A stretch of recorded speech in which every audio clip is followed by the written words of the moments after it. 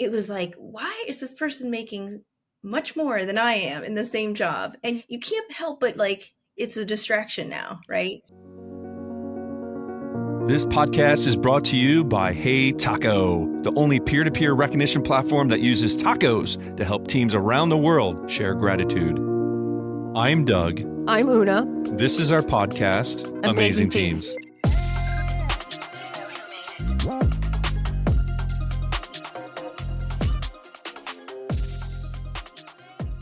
Lola Han, welcome to the Amazing Teams podcast.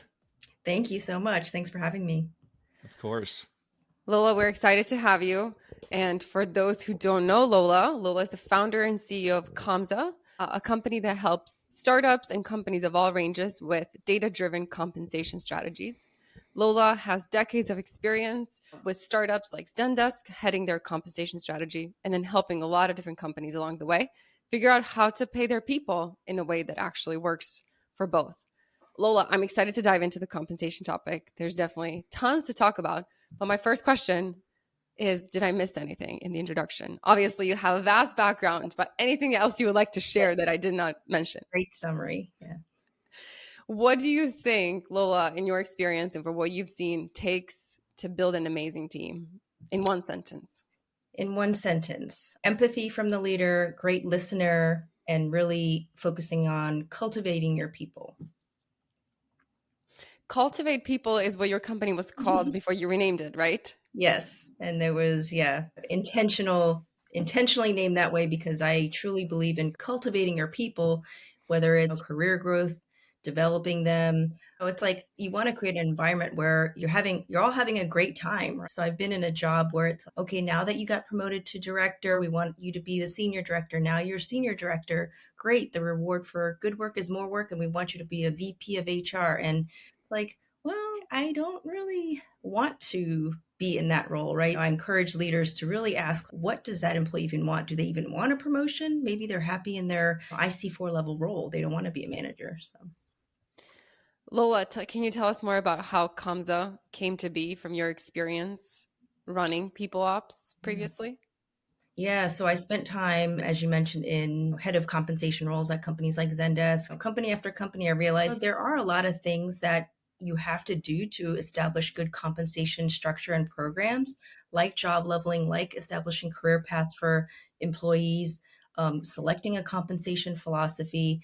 And a lot of that there was no automation around building that or building pay ranges, and it was so clunky. You're like Frankensteining raw market data into a spreadsheet, making sure the variances between the midpoints make sense. And company after company I was helping, I was doing it all over again. And I'm like, there's got to be a better way. And looking at the market, there was no tool in the market at that time where it's a all one-stop shops compensation solution to help with all that. So developed it myself.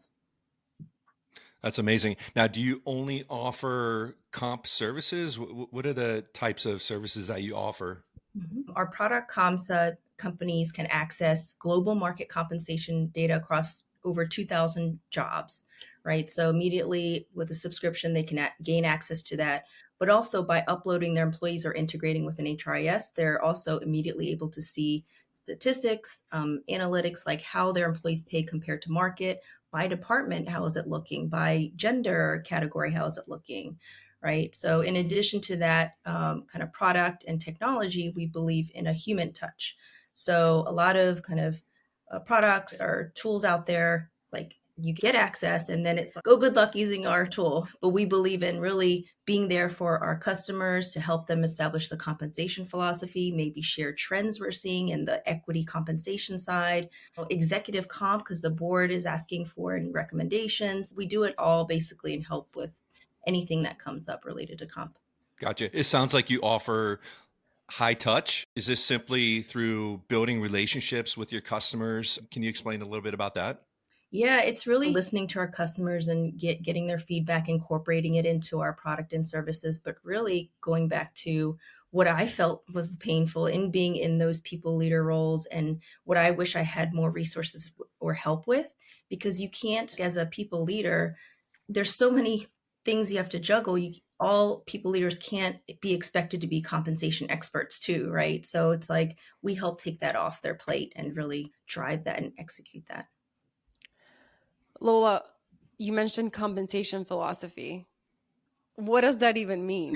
How do you even talk to people about it? Because when I think about compensation, I think about, oh, you look as a recruiter at the data. Clearly, I'm not an expert, but what does compensation philosophy even mean? And what are the different types of philosophies companies can have around Yes, great compensation? question. Funny story is when way back in the day, we actually started as a compensation consulting firm before the product.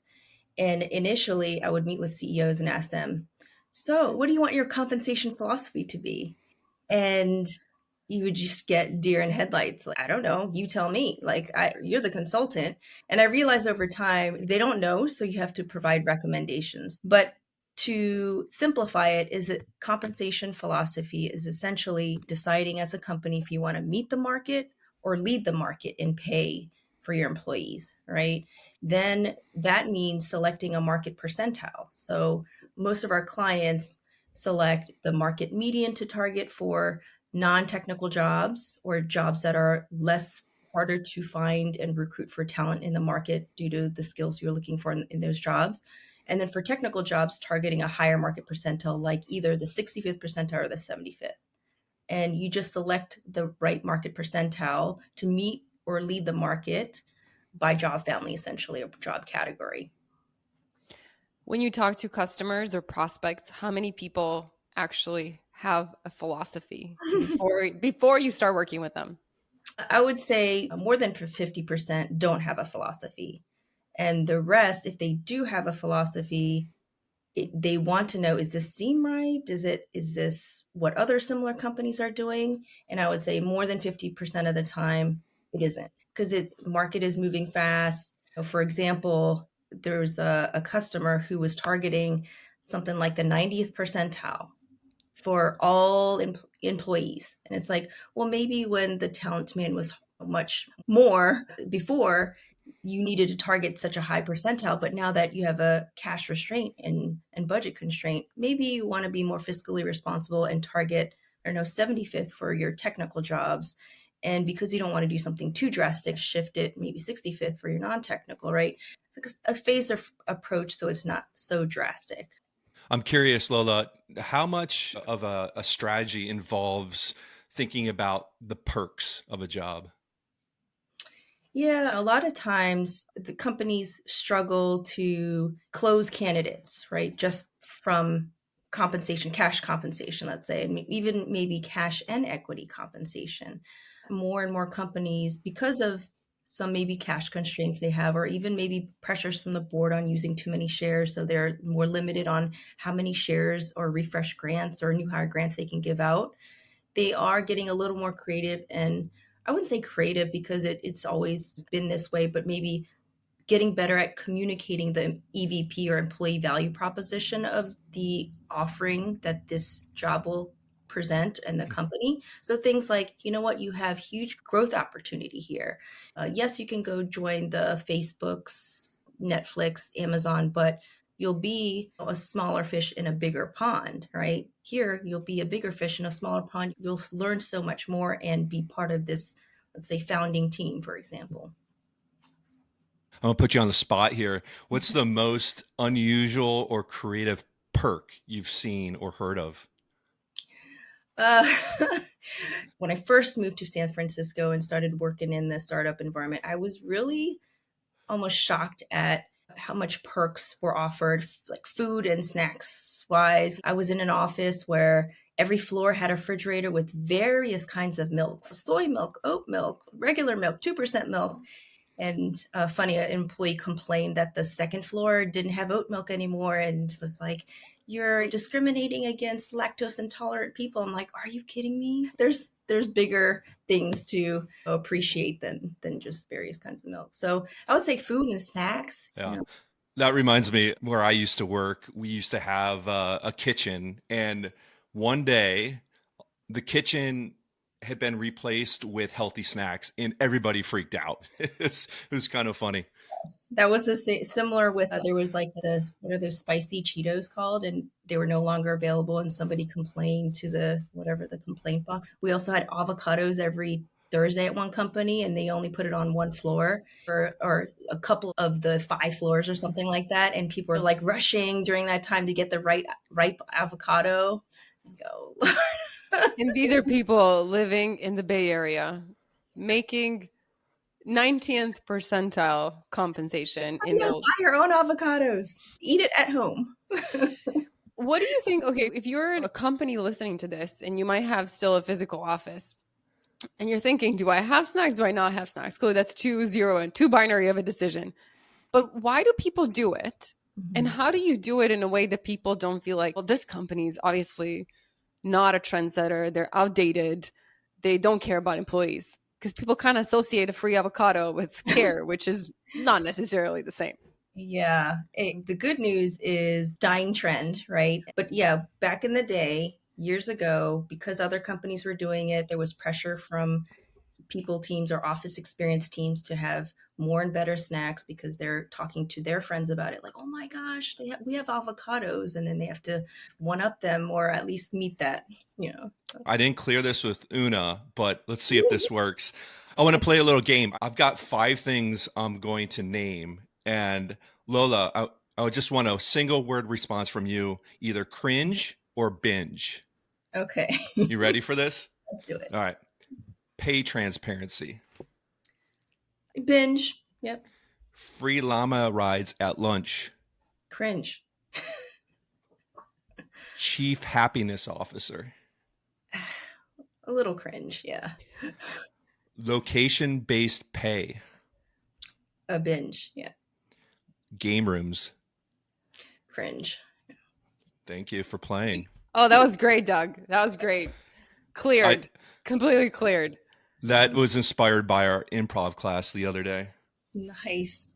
Can we focus on the binge? You said the first binge was pay transparency. You and I, in prep for this podcast, talked about transparent comp. Yes. Is transparent comp the same as pay transparency?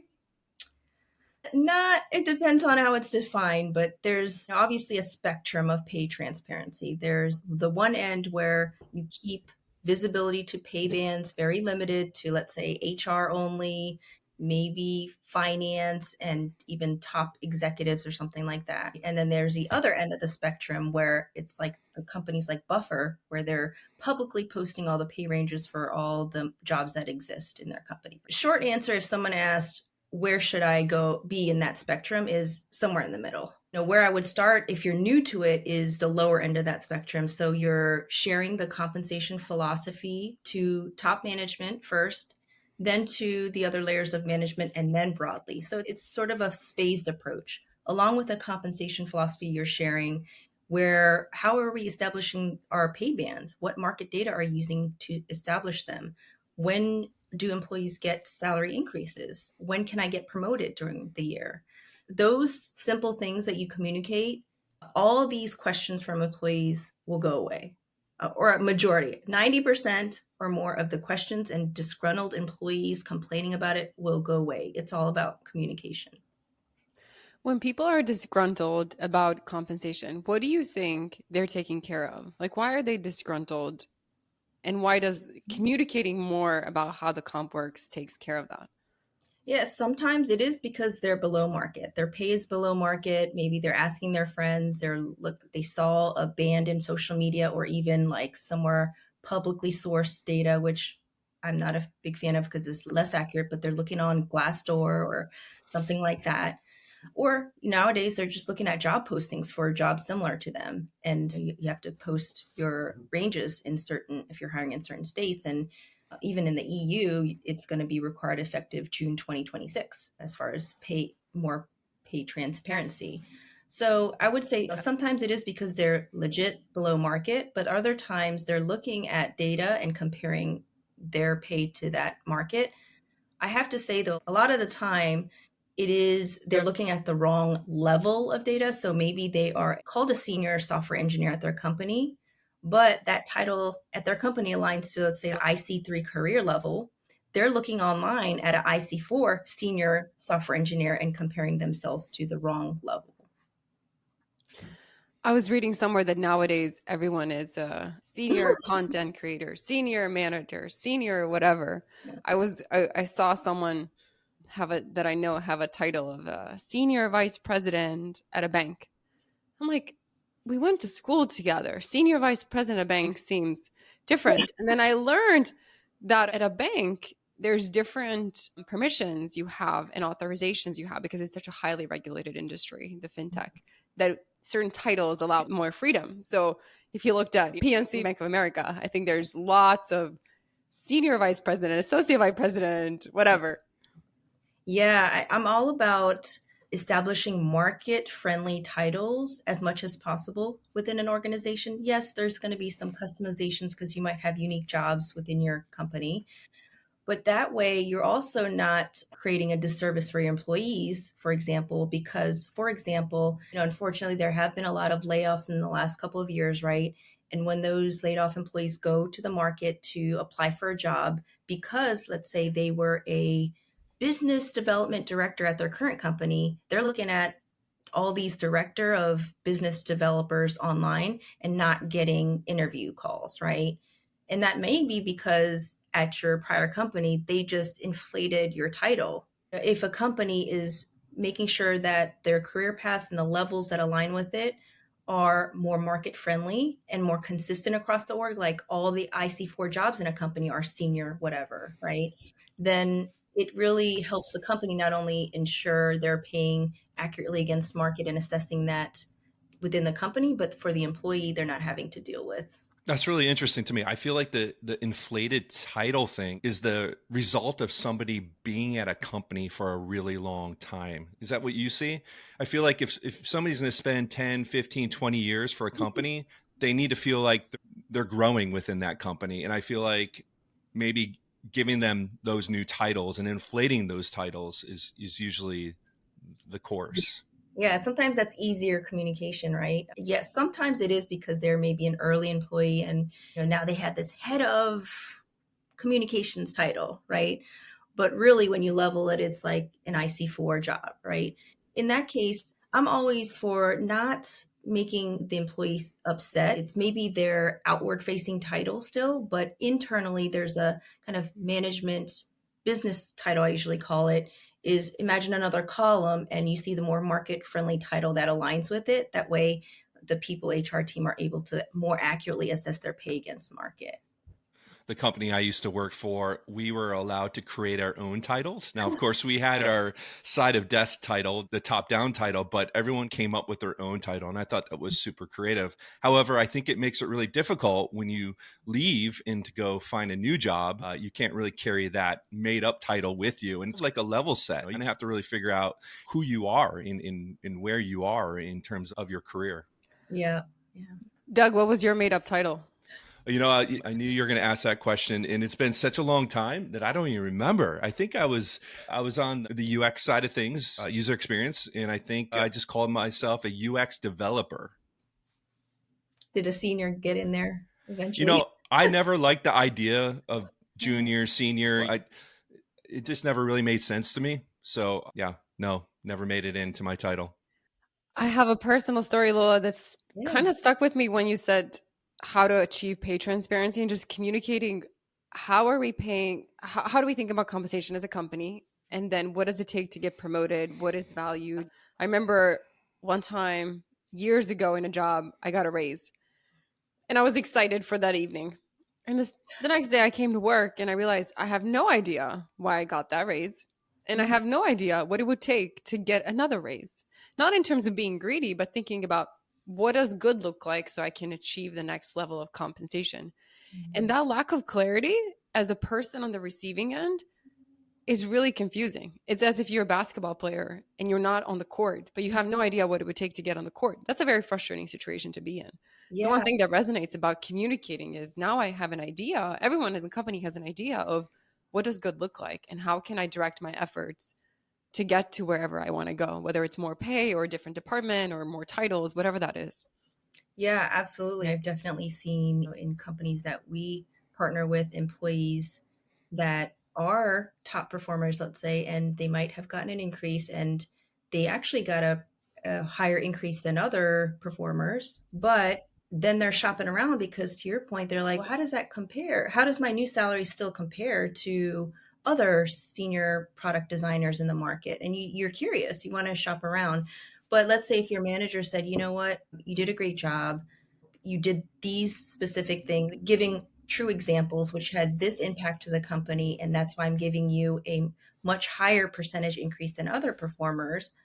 That is more meaningful, right? And now you frankly were below market, but that's because we didn't have market data, good solid market data to assess. Now we do. And also we're giving you a market adjustment on top of that increase. You're now within the market, you know.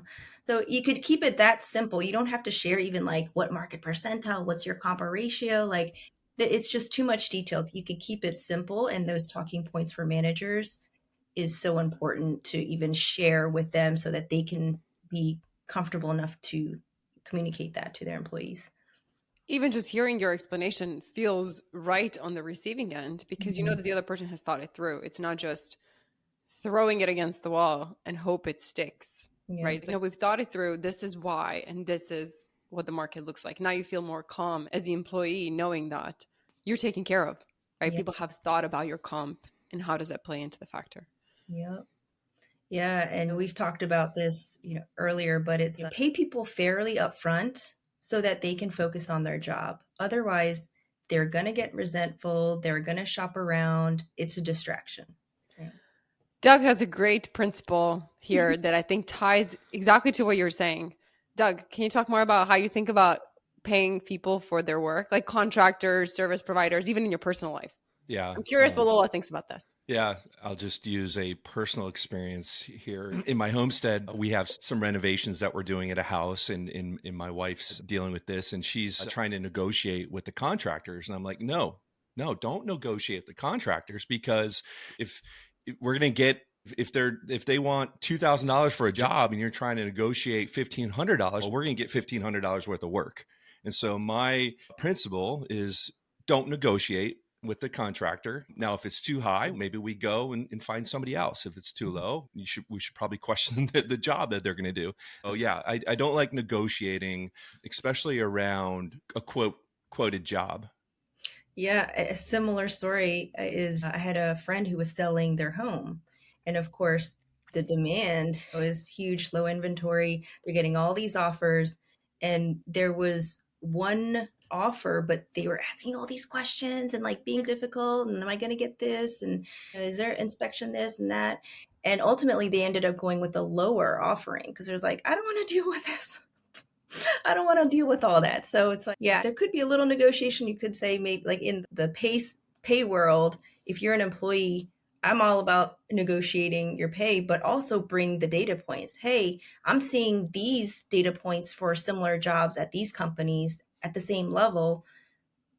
Could we probably meet in the middle of your offer and what I'm seeing? So And then the hiring manager, recruiter can also do the same, right? And say, hey, actually, this is what we are saying. This is how our compensation philosophy works.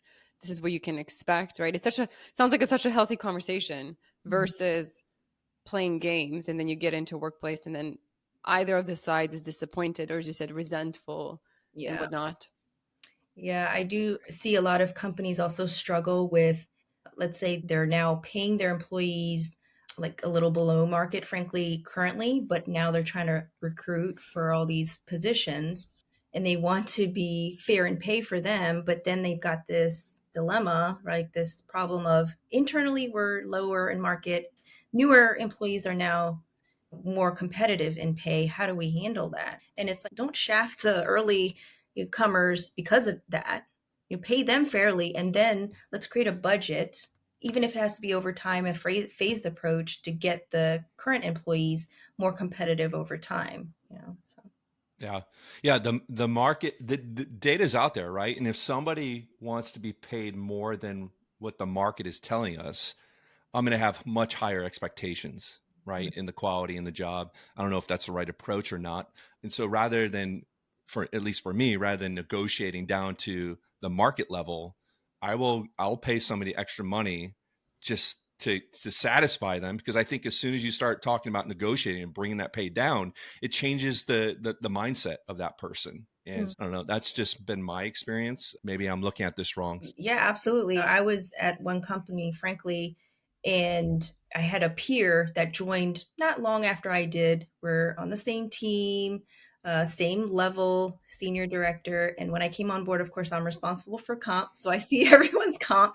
And honestly, mostly it's you don't take things personally. But it was like, why is this person making much more than I am in the same job? And you can't help but like, it's a distraction now, right? Yeah. Yeah. And what do you think that, why was it? Like, why do you think they were making a lot more than you were in the same role? I'm just curious about the reasoning. They had more probably experience with this one tool or software that they implemented, and their next main job at this company was to implement that same tool, and probably frankly a better pusher and negotiator. I'm also, Doug, to your point, like you don't want to negotiate to death, right? It just ruins a relationship. That person maybe was more aggressive. I want to ask you about, what do compensation and appreciation have in common or not in common? So for example, you just said the comp was a distraction, right? Because you found out someone was making a lot more than you were, doing almost the same job. Probably made you feel a bit less appreciated. I'm putting words in your mouth, so it might not be true, but sometimes it is for people. How does comp play into people feeling appreciated and recognized and valued for their work? Yeah, it's the foundation to me. It's like it sets the foundation, but there's other layers to appreciation, like recognition. I highly believe in recognition, and it could be like even a lot of micro recognition. Don't wait till the end of the year to be like, great, you're making it to President's Club for achieving your quota. It's every once in a while, oh, great deal that you made. That was like a tough one, but you closed that deal, right, to the sales rep. And it's trickled throughout the year. And that's just an example of another layer to compensation that falls under the appreciation umbrella. It feels like being compensated well is a basic expectation. You want people to be compensated well, where they feel valued and they're not constantly wondering, am I being screwed, for the lack of a better word, right? Because then the recognition actually means something. I'm trying to put myself in those shoes. Like if I was feeling like I'm not making enough money, but then someone tells me, "Hey, great job," it feels dissonant, right? So then pay me well if you think I'm doing a great job, right? Yes, I've definitely had those exact words in my head in previous companies where even like for the reward for good work was just more work. And initially I was like, oh, this is awesome. Like you're giving me more responsibility, and now I'm going to not only cover compensation, you're giving me benefits, and now I've got people ops and payroll. This is amazing. And then afterwards I'm like, this is not actually fair. I'm like, salary's the same, but yet now I have to oversee all these things. I'm here until 2 a.m. doing all this, right? At the end of the day, at that job, I had it at some point, and I said, you know what?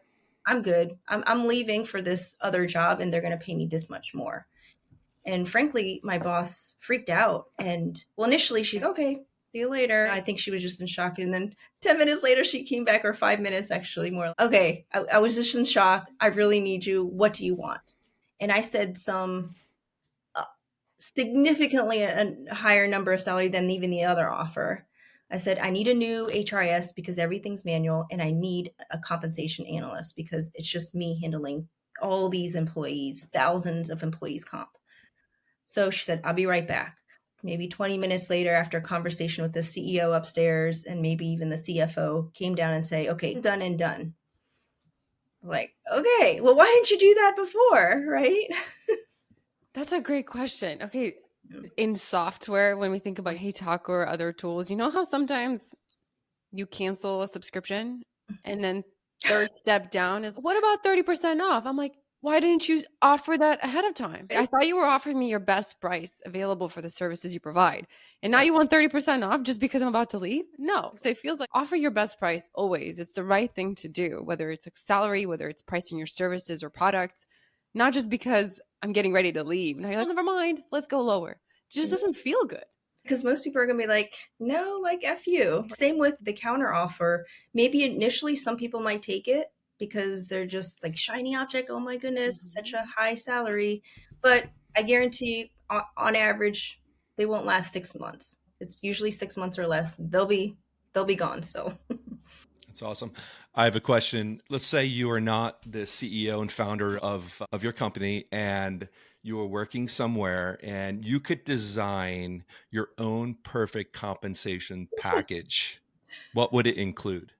yes, we actually have that perfect design at Kamsa. Paying the percentile that majority of companies in a similar stage to us target as far as the cash. We are more aggressive on equity. So, for example, targeting the 75th percentile. Over time, as we grow, it'll have to notch down because typically, it just as you grow, you're more conservative with your shares. But yeah, just meeting the market initially, and then not honestly going too aggressive because you want to be able to be still a profitable company and fiscally responsible. But what we do at our company is we have a bonus program that works like a profit sharing. Then we're a profitable company. The net profit, we take the proceeds of that, and then it goes out bonuses to the team based on, for example, their contribution and performance. Gotcha. I do want to mention, and I commented on your LinkedIn post earlier, I do want to congratulate you on being customer funded. That is such a huge thing and very special. So congrats on that. Thank you so much. Yeah. You're welcome. I love the customer funded versus, yeah, self funded or bootstrapped wording. Lola, how often do you review your compensation strategy and data, things like that? So it's at least once a year, right? But for companies that, for example, still need to catch employees up to market, I highly recommend probably more often than that, at least every 6 months to see, if you have the budget, of course, doing those reviews more frequently. But we do it just because we pay fairly upfront. Once a year, we do a review. However, I'm not like so structured where it's like you have to wait until the end of the year. If an employee does something consistently, now that's the key word, consistently meets and not only meets but exceeds their expectation, let's say for a good longer period of time, not just, oh, thanks for working hard that weekend, but it's more consistent and longer term, then they could potentially get an increase or even like a bonus. What are one or two things to someone that's listening? What are one or two things that you would tell, please just don't do that? Like the cringy of the cringiest. We're like, if you're going to do two things, don't make sure they're not these. Yes, please do not just share all the pay bands all at once to all managers immediately. Yeah, I'm about phased approach and good solid communication starting with the top, like executives, for example, and layer it. Because that gives the management opportunity to soak it in, ask any questions, make sure they're confident in being able to communicate to their employees or address any questions that their employees have. Should we move on to gratitude, Una? Let's do gratitude. I feel like we can talk about this forever. This was so good. Yeah, this is Tell me great. more. It's just so interesting. Clearly, I'm not an expert in it, so it was just fun to hear, Lola, what all the things that you obviously have done and thought about. So I'm just fascinated by the depth of the expertise and the topic. Yeah, I can talk about compensation forever. And my parents still don't know what the fuck I do for a living. And I said, and it's like, oh, that sounds nice. Lola, I read online that your parents had a coffee shop in DC. Yes. Do they still have it? No, so they had it open for 20 years though. And then, shut it down, retired. But I was a tween age person in summer school standing on top of those milk crates, those plastic milk crates, put it upside down, stand on it so I can reach their cash register. And back then the cash registers, I'm aging myself, but they won't calculate the change due. So I would do that all in my head. Like, thanks for the $20. It's good practice. Yeah. Old school Kumon. That's awesome. I remember those times. All right, let's move on to gratitude. Some of our listeners might already know, but this podcast is brought to you by Hey Taco. And with Hey Taco, everyone has 5 tacos to give each day to show appreciation or to recognize someone for something they've done Lola, who are you giving your 5 tacos to? And they can be multiple people. It doesn't have to all go to one. Who are you giving them to and why?